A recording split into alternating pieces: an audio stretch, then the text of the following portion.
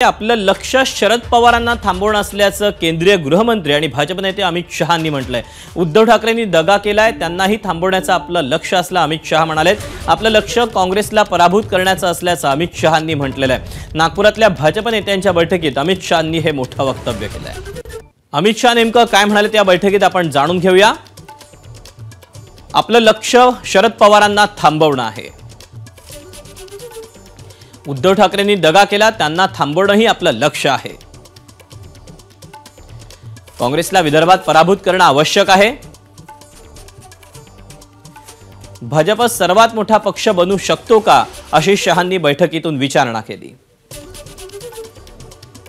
भाजप मित्रपक्षांना सर्वात चांगली वागणूक देतो आहे।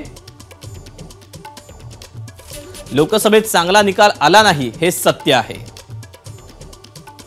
मात्र कार्यकर्त्यांनी निराश व्हावं असा निकाल लागलेला नाही, असंही अमित शहा म्हणाले।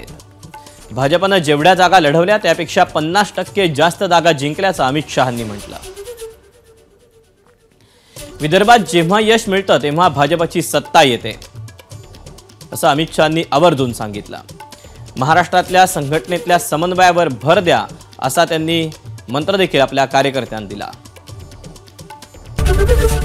एबीपी माझा, उघडा डोळे बघा नीट।